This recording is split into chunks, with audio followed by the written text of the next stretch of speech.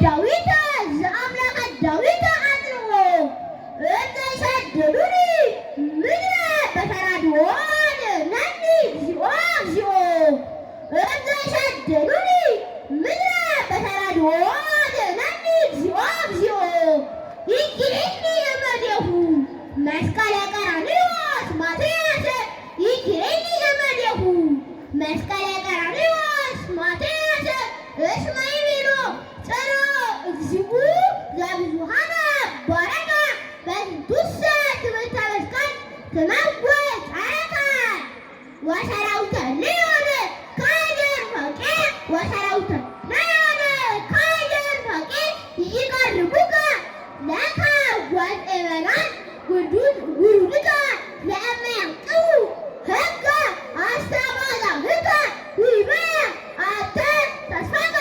ወስብሐት ለእግዚአብሔር።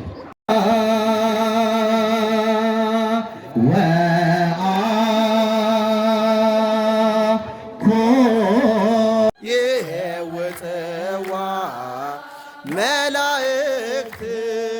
እንተ በሰማያት ይሄውፅዋ እስመ ማኅደረ መለኮት ኡድዋ ኡድዋ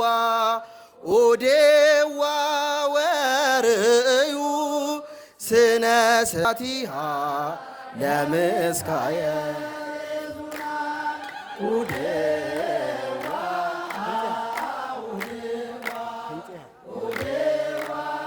መንግስት በወቅቱ